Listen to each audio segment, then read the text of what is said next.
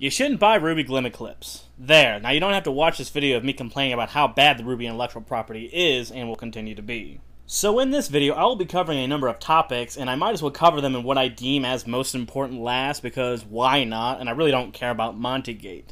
So if you want to skip some crap, go ahead and look in the description for some timestamps. So MontyGate was one of Monty's friends revealing that everyone basically disrespected the shit out of Monty and his work and his family after he died.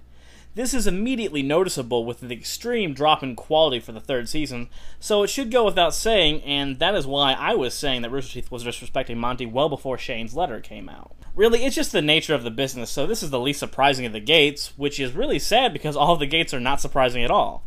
Oh, you mean the super powerful government is spying on us? You mean game developers and publishers would lie to us? You mean after 10 years, game developers and publishers are still lying to us? This is a pretty big issue for many reasons, but since no one cares and it's so commonplace, it becomes nothing. The only difference is that this is a little worse than the rest because we grew up with not only Monty, but also Rooster Teeth being these powerhouses on the internet that were just guys doing fun stuff, and they gained a lot of respect because of that. Now they are corporate shills at best, and just corporate at worst. No one except fans of Frank Miller care that AMC stole and ruined The Walking Dead, and it's such a common practice that after people like Prince die, the big music companies that own their music parade these people around for all to see just to make so much more money off of their deaths. The difference is no one respects MGM, and though I have problems with the show, I still respect Monty and the work he put into it, and we used to respect Rooster Teeth. Though I do find it interesting that the No didn't cover this, but oh well, it's not like having journalistic integrity is important for a corporation. But that's irrelevant because the downfall was inevitable. The full-screen acquisition was just the final nail in the coffin, and no matter how hard people tried, eventually RWBY would have wound up betraying Monty's vision, whether he died or not. Now it's just easier to change the series without pissing anybody off, save for Shane, and that did nothing to help. On to a lighter note, RWBY Chibi. Oh no, that's not a lighter note, that's just depressing. RWBY Chibi is painfully unfunny, and I'm not sure what to say about it. To be fair, the jokes I liked were funnier the second time through, so there's that. Now I'm not stupid enough to claim that this is objectively bad, but I will try my damnedest to push my argument that way. Either it's extremely predictable, terribly paced, or I just don't know what the joke is. And even a few times I was almost laughing until the writers decided to stroke their ego and it soiled the mood for me. This joke starts out stupid, and then it just keeps getting dumber and dumber until you're just smiling at how impossible this whole situation is. And then you hear this line. The suspect is fleeing on a yellow motorcycle with what appears to be a cartoonishly large amount of stolen goods falling from the bike.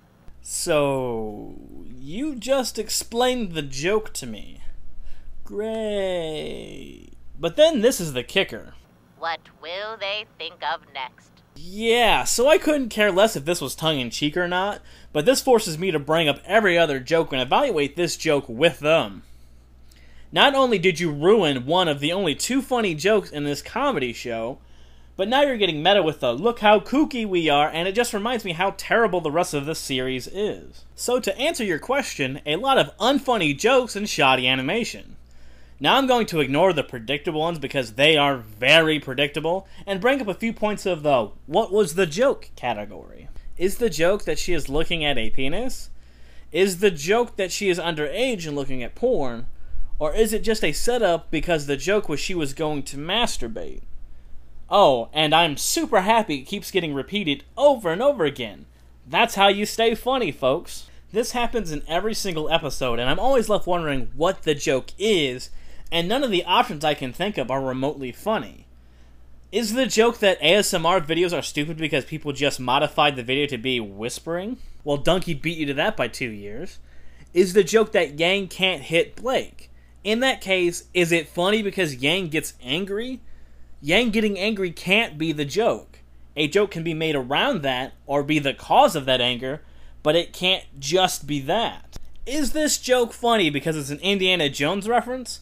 Because it seems like the only thing that's funny about it is because it was a reference, which isn't a joke. Look at me. I use dust. I have a cool semblance. Life is so easy. And I have no clue what the joke is for that. And for the jokes that I can process, most of the time the pacing is off and it just ruins it. Here is RWBY strangling herself because her cake gets caught and her pleading that this isn't the way she wanted to die. RWBY, it's time for class. crazy, kids. Not like this! Not like this! This is the same scene but with the filler removed. Ruby, it's time for class. Coming! Not like this! Not like this! We can argue whether or not one was funnier than the other one, but I think I have shown mine to be more efficient, and if it's not funnier to you, at the very least it's more cost-effective and more professional. Really, I think that's one of the biggest problems for RWBY, and that it seems like the show is created by one or two people's visions who happen to hold the mentality that improv will be good enough, and though that might work for some of the best people out there, that normally doesn't work for a narrative-based TV show. Just one read-through, just one review session, and this show would get significantly better. I shouldn't have to tell you how valuable peer review is. Now I will leave this section with proof that RWBY Chibi is objectively unfunny. Now this is a katana! So, the RWBY game. While MontyGate wasn't surprising and just another day in the slow rotting death of all that is creative, and RWBY Chibi was more of the same except even worse because being painfully unfunny is far worse than being painfully inept because at least there can be something to enjoy in that. The worst thing for me is getting me to overlook all of the problems I've had with this series that have been reinforced over 3 years, and then changing the crap that I liked into a far worse version of it, and then adding nothing, and then increasing the price. Yeah, don't buy RWBY. So yeah, what did they add since the original release? Not a lot. So they finished the story, but we will talk about that later. What did they add? 4 enemies. That's it. Some new environments, but until the end it seems like it was just a recolor of landscape we've already seen. And they changed the models of the characters and the combo system. Yeah, not a whole lot going on. So let's start with the combat. So I didn't play much of the first big update because the camera was garbage and it bothered me to no end. But I do remember the combat being better before the release, but that doesn't mean much. I loved the old combat system. It had a lot of combos in it, and I found it to be so much fun that I overlooked some of the terrible performance issues and still had a blast with the game. I really love that you could choose what super to level up and what to use in whatever situation you might need it. But then the update makes it into an exercise of hitting the same buttons again and again. Now if you want to do an attack, you hit X and then Y. And then you hit X and then Y. And then you hit X and X and then Y. Now it can change from time to time with basic air combo every now and then, but that XXY combo will be your bread and butter because it will kill the basic enemies and doing it twice will kill most of the rest. Yeah, maybe it was just me, but the first combo system didn't make me count nearly as hard.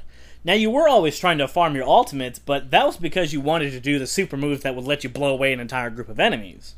Remember how I always go all in on the story of RWBY? Well, I almost get to do the same thing here. So what's the story? We stop the guy who may have had a hand in doing something at Mountain Glen from doing something. Now that's not summarizing, that's not hyperbole, that's basically it. We find something that's weird and then we follow that lead until we find a bomb that needs to be pushed off a cliff, and then we push it off a cliff. Then following that path we find a harbor and we stow away on a ship and wind up at a facility and stop the bad guy. The plot just doesn't exist except for the very beginning of the stage and at the very end. Hey kids, this thing stopped working. Oh, we found the thing that stopped working. These things are still not working. Oh wait, there's a bomb. So anyone who thought there was going to be any story at all, I would have to say you were a bit naive. Then we have the camera that is infinitely better than it was, but at times it's still terrible. This is me farming the ability that you get after countering a million times. And yes, that also is a problem. It's insane to expect people to naturally get this ability. I had to do this on 4 separate occasions just to get this ability. As you can see, this does 2 things. First, the camera goes crazy a bunch when doing this, and all I'm doing is standing still and hitting the B button whenever it pops up. This also shows a flaw in the programming because for some reason or another, you will eventually miss a counter. You dash at the enemy, and then instead of hitting him and stunning him, you just eat an attack, and it's rather annoying. At a price point of $25, and with just 10 short and repetitive levels, there is no reason to buy this game. At 5, yes. At 10, only if you're a RWBY fan. Otherwise, avoid the game. We'll see you next time Rooster Teeth wants to release something RWBY related and not put any quality into it.